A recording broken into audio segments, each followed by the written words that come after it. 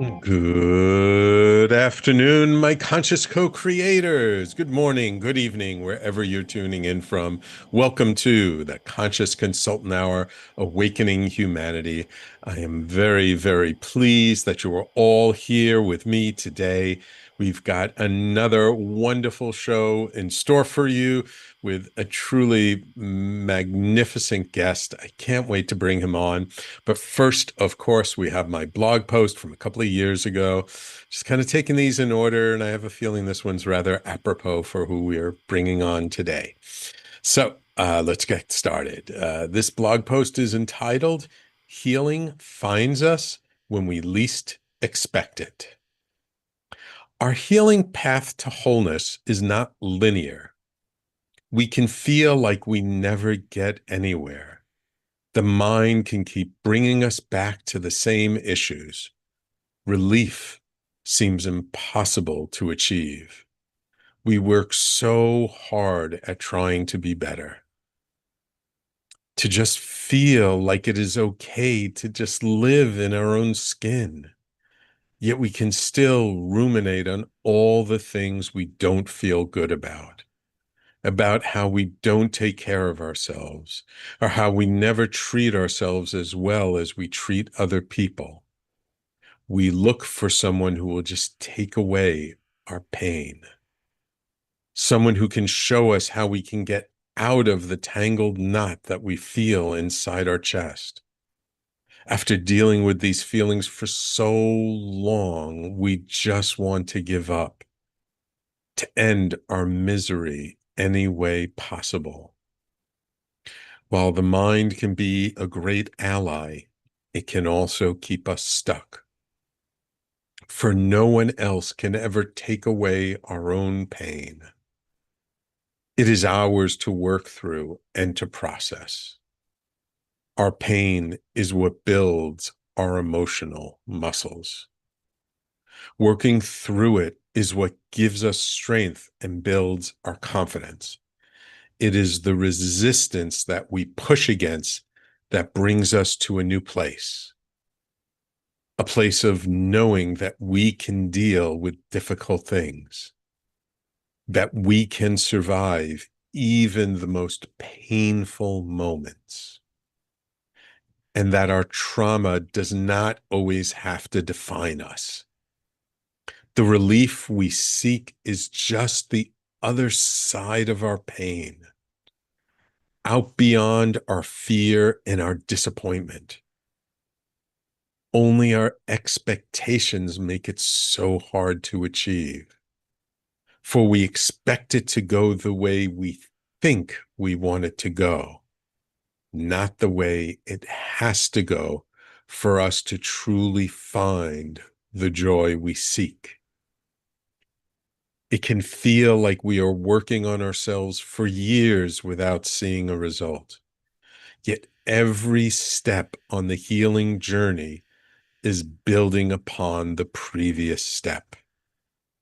Every single opportunity that we take to dig in a little deeper takes us to a whole new level of understanding and feeling, until one day, when we least expect it, we do have the breakthrough we have been hoping for. We finally feel our way through the most painful feelings and find our way to peace, maybe even joy. For healing finds us just when we think we will never find it. And suddenly, in the blink of an eye, it all feels worth it. The long nights, the dreaded days, they all lead us to where we are now, in this place of wholeness and acceptance, just when we needed to be there. So I wrote this blog post after working with a number of clients who kind of all said similar things like, oh, I just want it to be over. Oh, I just want to feel better. And The tricky part is that the kind of life in the universe doesn't work on our schedule.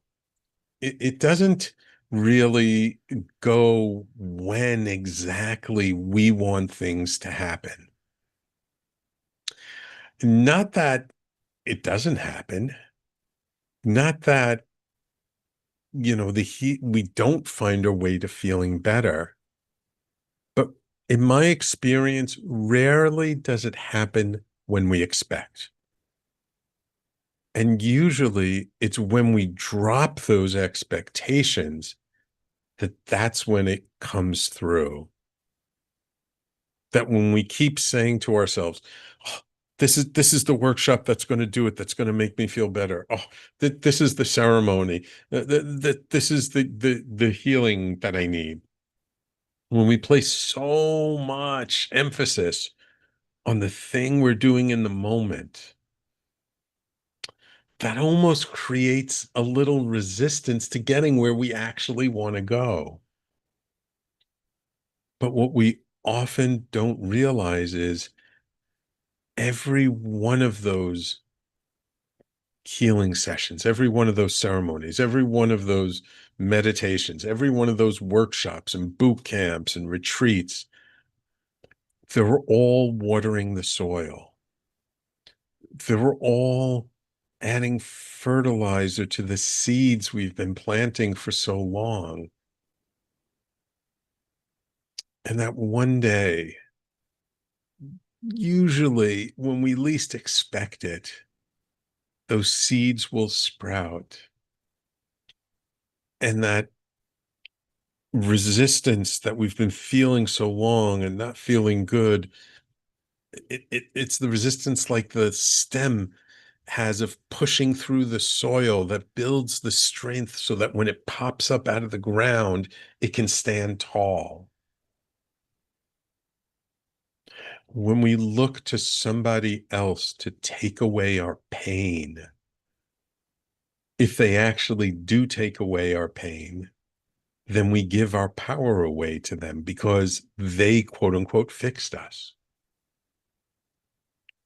But when we own our healing, when we are the ones putting in the work, when we're the ones showing up day after day after day, feeling like we're barely budging an inch on our healing path, then when we do step over that line and we do find our healing, we know we're the ones who got us there. And then we can take just a little bit of pride in that work. And then if some great challenge comes to us in the future, we know we can withstand it because of all we've been through before. It's an old kind of cliche of that which doesn't kill us makes us stronger. Well, that which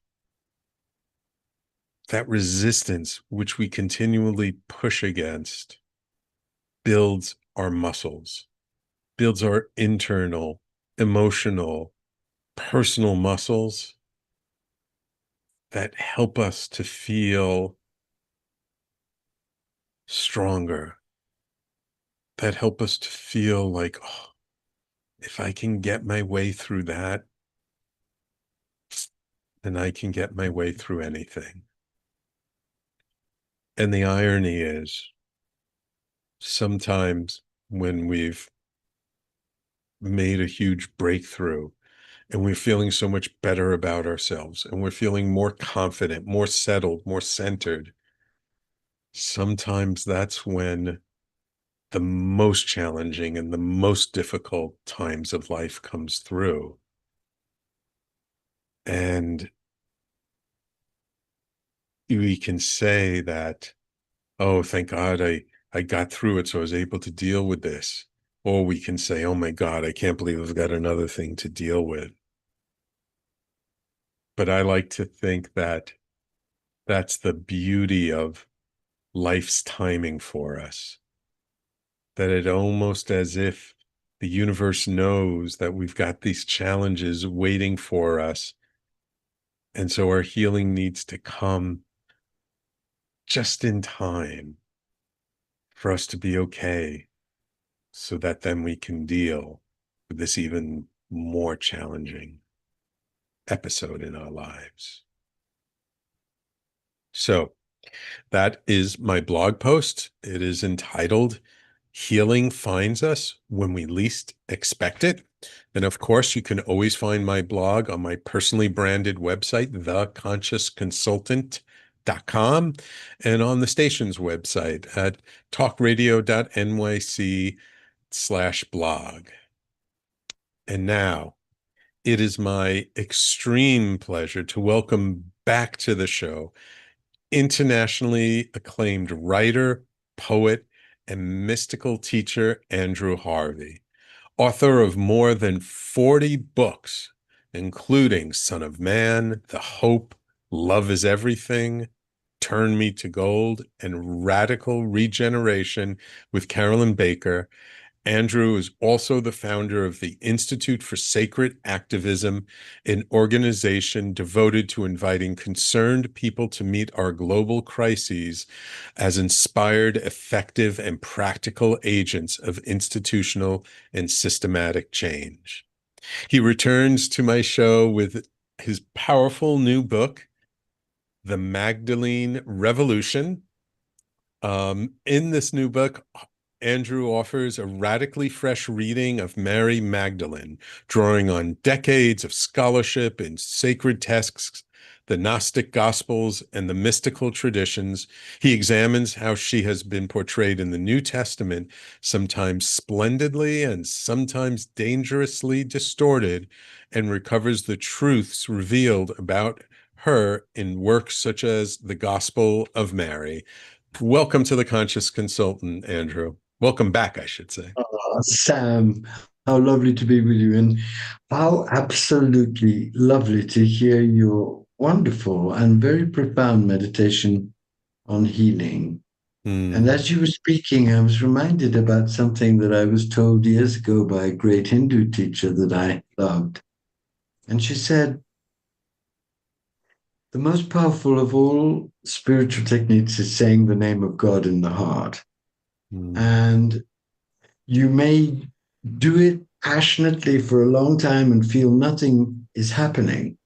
But imagine that you're in a cell, the cell of your enclosed ego, and you're given a file, and that file is the practice of the name of God.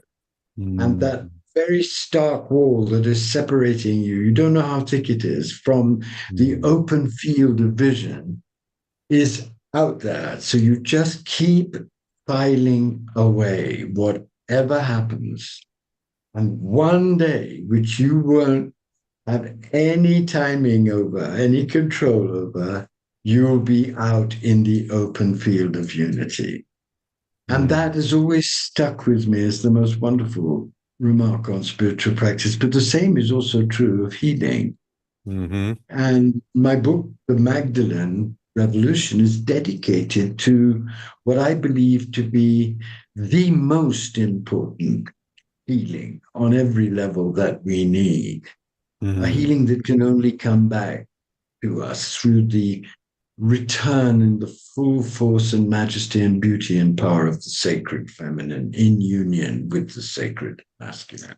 Hmm. Hmm. And that is the healing on multiple levels that our world needs if it's not going to be catastrophically destroyed by a demented masculine out of total control and totally dissociated from its feminine. Yes. So Yeah. that's the main passion behind writing this, which is a revolutionary book, as you know, because it Yeah. totally redefines Christ consciousness. So, was the inspiration for this book seeing sort of how the damaged or the traumatized masculine is out of control, or was there something more that Oh sort of no, put it you on the was. path of writing this book? Oh, thank you for asking. But actually, it was a wild life-changing, totally deranging vision, because Mhm. 20 odd years ago, I took a group of seekers down to the south of France to Magdalene territory. And it was a very alive group. And we went into the cave where she's said to have spent the last 30 years of her life in silent contemplation. It's a Mm. cave on a mountain called St. Baume, and it's vast and beautiful. And when I entered the cave, I felt this tremendous glowing peace. And then I stood outside the cave and read what the Catholic Church had written about what she was up to in the cave. And according to them, she was up to being massively penitent for her wild life and longing for death and all of that. And I started to scream inside. I thought, Mm. my God, how could you say this of the woman that had seen him resurrected? How could you say this of the woman who had witnessed the greatest miracle in human history? How could you say this of someone who had been called Apostle of the Apostles? And I started to walk down the valley feeling very boiling with outrage.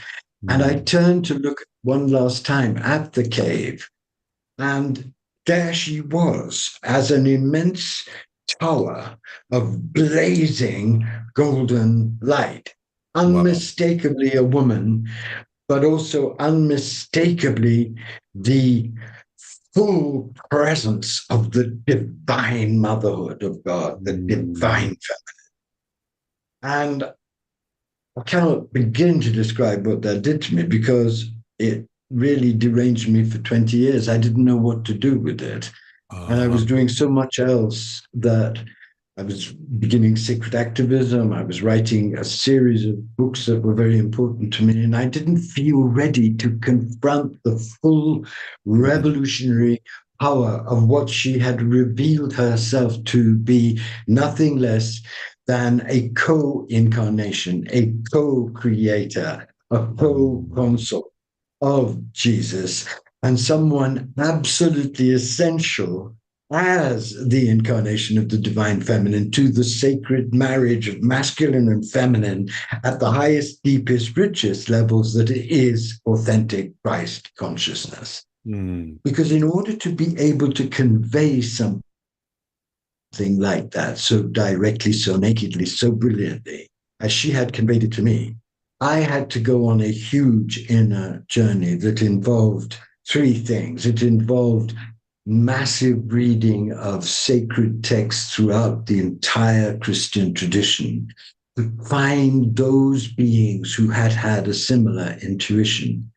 It Uh, took a deep, deep immersion in the sacred feminine in all traditions, because in order to understand what has been lost and forgotten and degraded and abandoned, you have to go on a profound search, which I did, into Hinduism and Buddhism and Kashmiri Shaivism and God knows what else.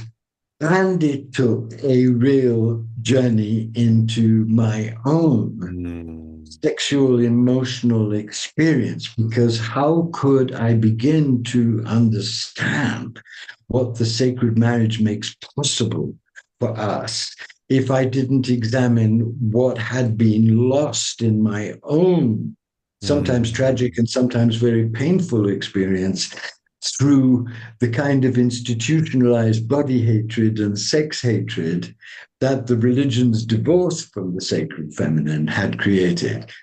So Mm. I wasn't really ready to write the book until my late 60s. And then I Mm. went through three absolutely outrageously painful, difficult years in which every time I tried to write the book, I could write a little bit of it and then was silenced because I couldn't go any further, and Uh, then was guided directly by books arriving through the post or sudden dreams by her. And at which time I realized that this wasn't my book. This was what I'd lived to write, but that she had taken increasingly control of my whole being and was guiding me if I was prepared to go through what nearly killed me, but also rebirthed me. So that's the short version of what actually happened. It's not a book, truly, it's a sacred text. Mm, I know that she guided me throughout it all. It's grounded in history, it's grounded in sacred texts, it's grounded in the Gnostic text, it's grounded in the Gospel of Mary, it's grounded in the great gospel that was revealed to us in 2010 and 2015 when our own gospel, the gospel of the beloved companion, was translated and published. But it is something that goes further than any of them because it's directly relevant to mm, what we're going through in the world now, an apocalyptic evolutionary crisis, which I mm, believe can only be healed by the coming together of the very best of the sacred masculine and the very richest and deepest and wildest and purest and most flesh blessing, most world blessing sides of the divine feminine. mm, mm. I can see from your passion that this vision really struck you to your core. Now you've been Yes, a seeker most of your life. You've studied yes. amazing things. Have you ever had any other experience that even came close to this, or was this something that was just truly unique? So it really pointed you in this direction in a very profound way. What a beautiful question. You know, I've been a finder for 40 years, not so much a seeker. I Okay. have, but the finding has expanded and expanded and expanded. So Mm, my life has been blessed by amazing encounters with great mystics. I spent 40 years with Rumi. I've spent the last 15 years with Kabir, translating Kabir. I've been through the mm, dark night process and see directly the divine light. But what was left for me to wrangle with was something at the core of my own being, and that was mm, what is my true relationship to the body? What is my true relationship mm, to sexuality? All those other findings had opened me to divine reality, mm, but I was still stuck at some level in my human pain, in my human trauma, in the agony that I've experienced as a gay man, with multiple failed attempts to find the beloved that I so long for in reality. And mm, so this healing, this finding that came through this vision of an amazing, utterly devoted, utterly beautiful, utterly sacred, utterly sensual, and utterly transcendent relationship between Jesus and Mary, and between inside us, the sacred Jesus and the sacred Mary Magdalene, our own masculine and feminine, was something that began to heal me at a level that none of the other mm, revelations I've been given had, because it healed Andrew. It healed the person who had been through so much suffering in mm, his emotional and spiritual, his emotional and his, his emotional sexual life. mm, So mm, that's why I'm so grateful and so overwhelmed by the experience, because it really did begin to finish the last part of my journey so that I feel ready to give far more than I've ever given at the moment that I find myself, which is mm, wonderful at 74, because usually that's the time where you're packing up and doddering around the garden. But I feel mm, that the experience of writing the Magdalene Revolution has birthed me into a wholly new wholeness, exactly as you described. mm. And that this is the moment when I can actually give the most. And that's why I'm speaking to you from Kashmir, because I'm now living in Kashmir, which is the living, explosive, tender representation in its landscapes and its beauty and its traditions of this fullness that I'm feeling at this moment. Mm, mm. Beautiful, beautiful. We just have a few minutes before we take a little break, but I just want to ask you, in the beginning of your book, you dedicate it to your cat, who unfortunately passed away. It's the last part, actually. It's the epigraph. I dedicated the book to Maria Callas. Hmm. But the last part of the book is the epigraph to my cat, because I wanted that to be the last. I wanted her to be the last memory of the book, because I experienced so much of the tenderness of the tantric relationship Mm. in my relationship with my cat. Obviously, it wasn't sexual, but it was totally embodied and radiant and tender and unbelievably loving. She was far more than a cat to me. She was a great teacher of radiant embodiment, and I adored her for 17 and a half years with all of my heart. And Yeah. then tragically, she died in the fire that destroyed one life, May the 2nd last year, when my condo burnt down, all my unpublished manuscripts, all my books, all my records, all my treasures. But my greatest treasure, which was her, Mm. were destroyed. Fortunately, she wasn't burnt. She just inhaled the smoke, but it was a total crucifixion of the heart. But Yeah. the amazing thing is that it came when I was finishing the book, and it came in the most astounding way, because I just plucked up my courage to write the preface in which I said what I really believe. Finally, I kicked away the chair and said, well, I might as well be hung for a sheep as for a lamb. So Mm. let me say what I really believe, which is that this is the time of the Pentecost, the return in full glory of Mary Magdalene to complete our vision of Christ consciousness, and that she's coming back in flames, and our job is to become one of the singing flames of her Pentecostal resurrection. And I wrote that.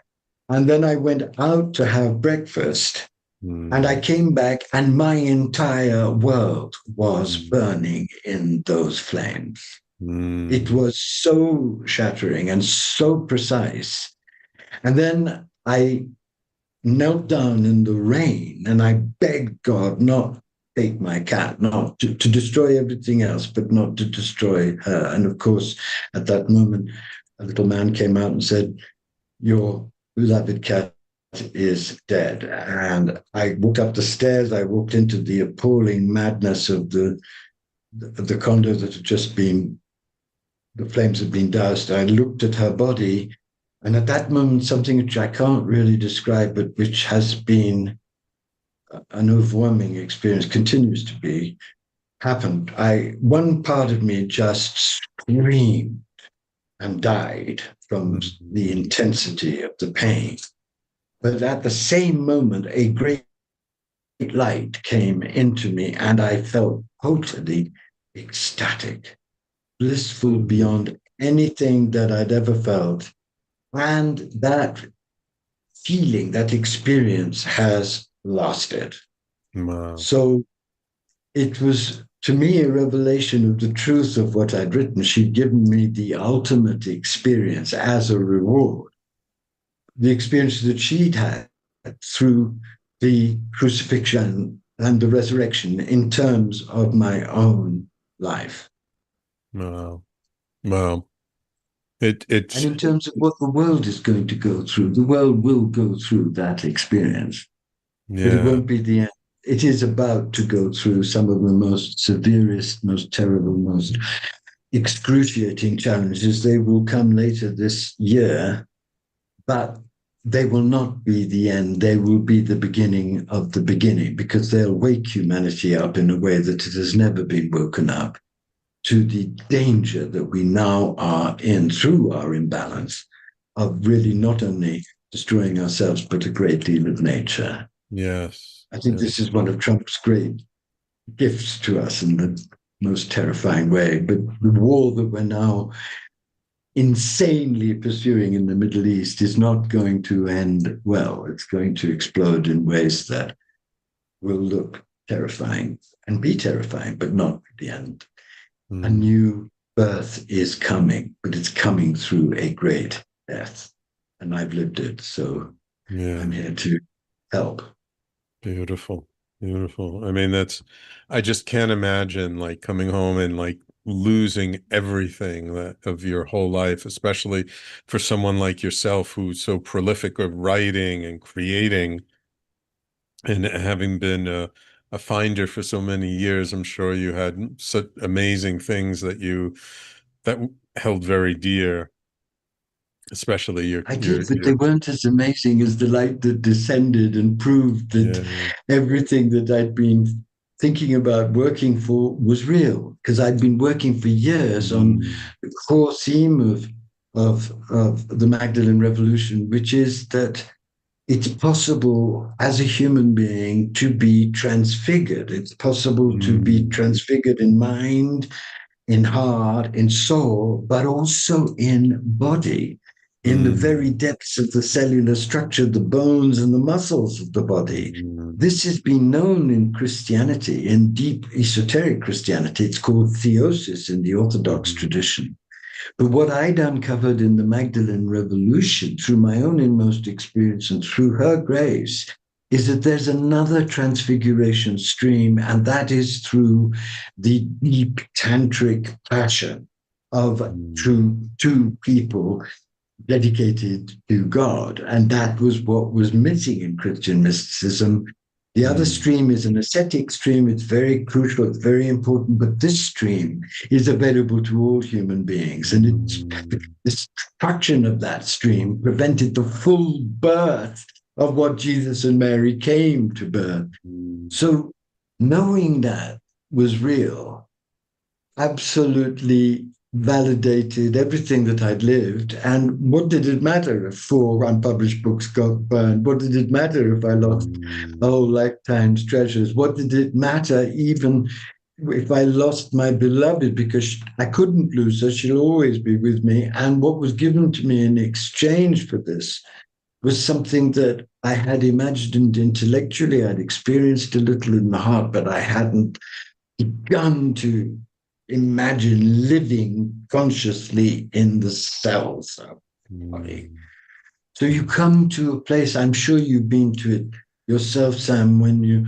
face an ordeal which nearly wipes you out and then rewards you with a realization that goes beyond words, that is so much vaster than any of the healing that you imagine, because yeah. we imagine healing in terms of the consciousness that we're in now. And very often we go through tremendous suffering and disappointment and darkness and think there'll never be healing. And then the healing happens, and we realize that we could not have begun to imagine the blessing, the grace, the unbelievable bliss of the healing that God had prepared for us through Mm, what we felt was persistent failure and abandonment and betrayal. It's an mm. astounding part of the authentic mystical journey, isn't it? Yeah, 100%, 100%. I mean, it's the most challenging and the most beautiful at the same time.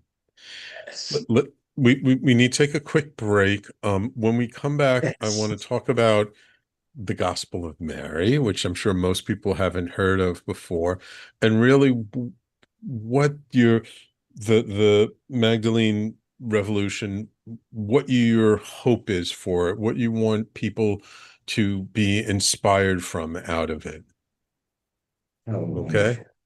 So everyone, Yes. please stay tuned. You're listening to the Conscious Consultant Hour, Awakening Humanity. Our guest this hour is Andrew Harvey, author of the book, The Magdalene Revolution. Highly recommend it. And we'll be right back in just a moment. Are you a spiritual seeker? Are you interested in expanded states of reality? I'm Sam Leibowitz, your conscious consultant. And on my show, The Conscious Consultant Hour, Awakening Humanity, we will dive into these topics with authors, teachers, researchers, and guides. Tune in at our new time, Wednesdays at 12 noon Eastern Time. That's The Conscious Consultant Hour, Wednesdays, 12 noon Eastern on talkradio.nyc. You're listening to Talk Radio NYC. Uplift, educate, empower.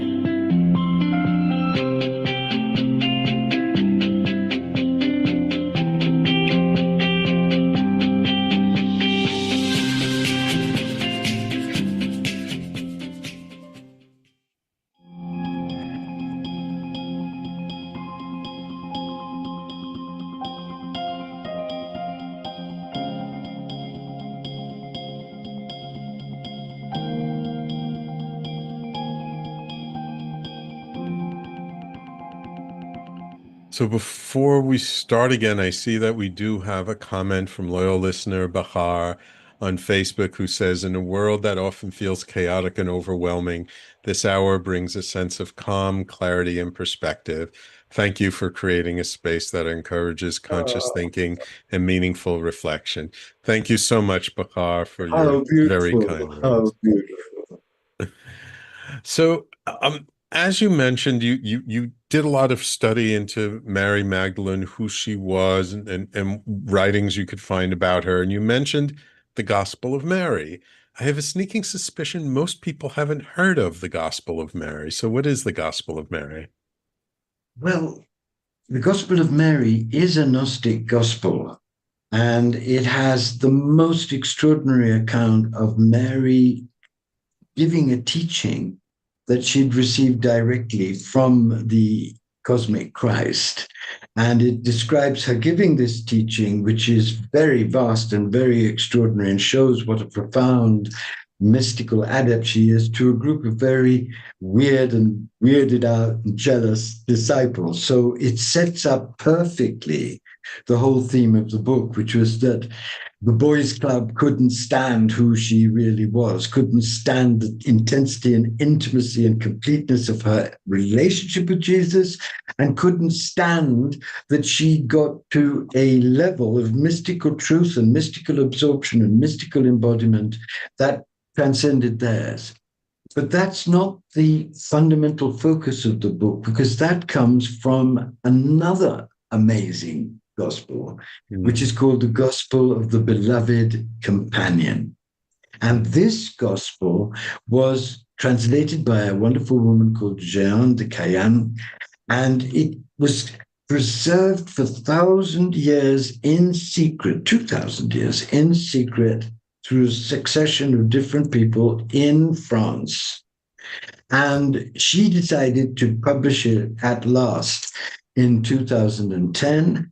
And she risked tremendous pain and rejection doing so. But what this gospel is even more important than the Gospel of Mary, because it is Mary Magdalene's own gospel. It's Ah, written in Alexandrian Greek. She probably wrote it after the resurrection, before she came to France, and mm-hmm. where she lived the last part of her life. And it has 6 revelations in it, which Mm. are absolutely essential. And if you don't mind, I'd love to read you the passage that I talk about these 6 revelations. Yes. The first revelation is that this gospel makes it absolutely clear that the marriage of Cana, which was the place where Jesus did his first miracle, was actually the marriage of Mary Magdalene and himself. She recounts that. I remember someone pointing out that why would Jesus's mother come to him to say, we're running out of food and wine, to ask him to do something if it wasn't his wedding? Well, that's true, but there's a deeper significance which I go into at the beginning of the book, which is that Mary, as the embodied divine mother, unleashes Jesus's mystical powers at a marriage, because the deepest significance of Jesus's mission is that he is the incarnation of the sacred marriage. But Mhm. having it be his marriage makes it even more embodied and amazing. Mhm. The Please go on. second revelation in the book is that Jesus did not call himself the Son of God. He Mhm. called himself and was called by her the Son of humanity, the Son of man. Mhm. So this completely grounds, embodies Jesus as the divine within all of us, not some unique incarnation, a being with a unique message, which was to reveal our unique Mhm. incarnation of God to ourselves. Third, the Jesus of Mary Magdalene constantly stressed his union with the motherhood of God. They cut all of that out. Mhm. But her Jesus, the Jesus she knew, refers to God as Father, but also often as Mother, showing the intensity of the depth of the meaning of the sacred marriage to him. Mhm. And fourth, she describes and the single one they became when they merged together, the anthropos, what's called the anthropos in the Gnostic Gospels, which is the being that is born from the marriage of opposites within him or her. Fifth, the Gospel of the Beloved Companion confirms modern writings on the Magdalene, and that is that it's Mary Magdalene, not John, who leans tenderly against Jesus' breast at the Last Supper. And it's Mary Magdalene, not John, to whom Jesus from the cross confers the care of his mother, symbolically making Mary Magdalene his sister and mystically revealing her as the daughter of the divine human embodied mother, his own. This completely changes everything. But even more incredibly in this amazing gospel, if you're listening to this, my friends, go out and buy the Gospel of the Beloved Companion and read it. It is a condensed mystical masterpiece by the Magdalene herself. And it ends with this astounding teaching that she gave to the disciples a week after the resurrection, when they were all shattered, fearful, despairing, and she who had seen him came to them and very tenderly not only consoled them and embraced them and said, "Don't worry, it's going to be all right." She gave a unique teaching as a realized, embodied, divine woman. It's an unprecedented teaching on the ascension journey that he transmitted to her a little bit before the resurrection to make her strong enough to go through the crucifixion. And it is an astounding teaching where she imagines she's given a vision of this great tree of life with 7 boughs on it. And she describes the ascension through the tree and the final revelation, which is that she merges with what she calls the White Lady, the Mother of Light, Sophia, or the Eternal Mother, and becomes one with her and is realized as what Jesus says in the teaching as the completion of completion, someone who is fully human and fully divine, just as he is. And this is probably the greatest single teaching of the path to divinization given humanity. It's not just an amazing teaching.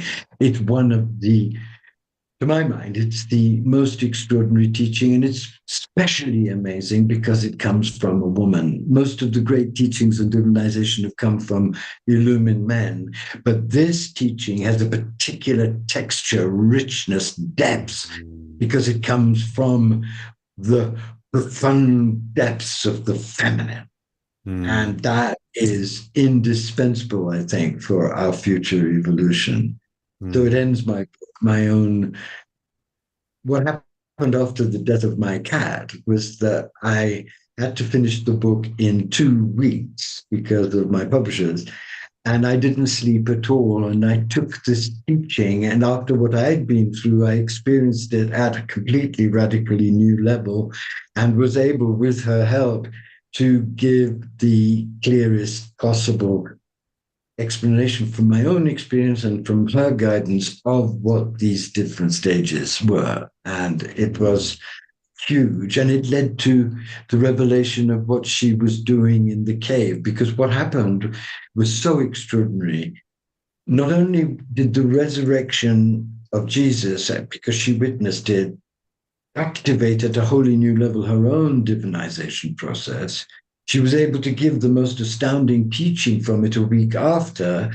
Then she was sent to France, ejected from Israel because of what was going on there after the death of Jesus. And she arrived in France and she started to do miracles, and she started to preach in the most extraordinary way. So she became the living female Christ in France. And then she spent the last 30 years of her life in this cave.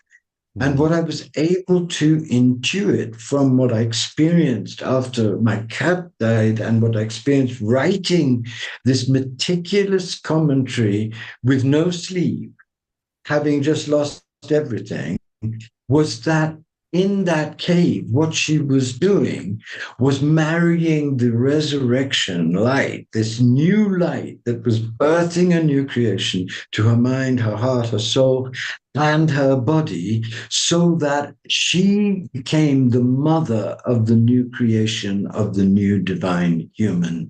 That is the true secret of mystical Christianity, and that is now trying to be born everywhere on this earth, because many evolutionary mystics like myself know in the depths of themselves that what we're going through is a global dark night that could potentially, of course, destroy us, but could also potentially resurrect us into the truth of our essential nature, which is that we are one with the one in all of our being. And that this oneness is what the restoration of the Christian Tantra, of the tantric ecstasy between the two and its enormous power, makes possible. So I am completely thrilled that I lived to be able to write this journey for people. And you asked me that wonderful question, what do I hope people get from it? Well, I hope for four things, really. The first thing I hope is that people get a very thrilling vision of the entire universe through understanding at the deepest level what the sacred marriage offers. Fundamentally, there is one reality, but it manifests all realities, all manifested realities, through this dance of opposites, through Shiva's dance, through Kali's dance. And that is thrilling, because it means that the eternal light is behind everything. It's a vast yes. And once you connect with that yes that is behind everything, then an extraordinary hope and energy is born in you. That's the first thing. The second thing that I long for people to get from this book is a true vision of this glorious woman that was so demeaned and degraded, but who represents the feminine in all of its aspects. She had ferocity, she was a warrior, she had infinite powers of endurance, she was tender, she was ecstatic, and she gave herself totally in heart, mind, soul, and body to him, and he gave himself to her, and together they formed and birthed a creative love force that is capable of transfiguring human history. That's the second thing I'd love people to get. The third thing is that I'd love them to get a wholly new vision of Jesus, because Jesus has, of course, had an unbelievably beautiful and holy influence on so many people by the sheer radiance and fearlessness and glory and passion and courage of his personality. But by making him celibate and asexual, they distanced him for us. And by bringing his fullness back, how amazing to have a complete relationship as one person to another person on this road to divinization with Jesus. I'm living in Kashmir, and one of the most extraordinary things about Islam is that it had a sexual prophet. He had wives. He talked about the union between a man and a woman, potentially, I believe, between a man and a man and a woman and a woman, but of course it's conveyed heterosexually, as being one half of the path. And that makes Islam so humane and so grounded in a way that Christianity has never been. But now it can be. And the last thing I would love people to get from this book is a sense of where we need to go now. Because if the sacred marriage is the ultimate vision of yes, and the ultimate vision of how reality happens, and it's in all the mystical traditions, they all acknowledge it at one level or another as being the fundamental image of mystical truth. If that's the ultimate truth, then what is happening now? And what's happening now you can see clearly after a while is the demented, dissociated masculine trying to take everything over, to control everything, and failing disastrously and creating situation after situation of massive self-destruction. That is so frightening in one way, but if you have an internal image of the sacred marriage, then you realize that help can be on the way through the return of the sacred feminine in men and women and gay people and straight people and theys and we's, and in our vision of how we do everything, from how we talk to each other, to our politics, to our economic policies, to our arts. And that, I believe, is the source of the seeding, the golden seeding of the birth that's trying to take place in this death of an embodied divine humanity. And I know it's true because it's happening in its very beginning, ragged, humbling stages in myself. And I've met it in so many people I know on the earth, Buddhists, Hindus. This great process, this great Kundalini embodiment process is happening now. And I want people to have the great hope that I have from knowing that that's true and knowing that it will take a great deal of suffering for it to be born on the earth, but it can, and I believe now, will be born on the earth. And that gives me the strength and the energy and the hope to go on pouring myself out. And I believe that it will give anybody else who puts their plug into the electric socket of the Magdalene Revolution to go on pouring themselves out in what may be very, very dangerous situations, but with great peace, great calm, great patience, great joy, knowing that there is a point in this seemingly terminal madness. I have two last questions for you, and we just have a few minutes to finish up. The first being, do you have a sense of why these teachings were hidden for 2,000 years? Like, why did it take this long for them to come out? And the second question is, do you still feel Mary with you? Well, the first question is very easily answered. To actually release them once the boys' club had taken over Christianity in Constantine's time risked death. They had to be kept secret. Cathars who kept them secret were horribly persecuted. And to be in her lineage, to keep the teachings alive, actually, and to reveal them could see that you were genocided. So that's the answer for that one. And the other answer is that humanity wasn't ready. I don't think that humanity has been ready for the full revelation of the Christ consciousness because the patriarchal structure, the patriarchal sexual world created by the boys' club was so body-hating, sex-hating, and before the sexual liberation of the last 60, 70 years, human beings were still so totally trapped in that mindset that they couldn't have begun to appreciate the glorious freedom, the liberty of the children of God that was being offered by this vision. And yes, she is, absolutely. How could she not be? I mean, she burnt my life to the ground and resurrected me. What more could I possibly have in terms of intimacy? And it goes deeper and deeper. It's a very extraordinary experience, but it's honestly, it sounds very grand. I'm not claiming it just for me. I know thousands of people who are having similar amazing experiences of transformation with her. We're all equals. We're all part of this Pentecost. We all bring some unique flavor to it, but I couldn't have written my book without Cynthia Bourgeau's great book, without Annine van der Meer's great book, the amazing heroic women. And we all recognize each other as carrying a part of singing a part of the great mass of the return of the Magdalene consciousness. Beautiful, beautiful. Andrew, thank you so much for taking the time to come on my show today. It's always a pleasure, Sam. I love you. I love the work you're doing. I love the seriousness and clarity and passion with which you're doing it. And I just wish you every conceivable joy, and everybody listening, every conceivable joy in the wild days ahead. Thank you. Thank you.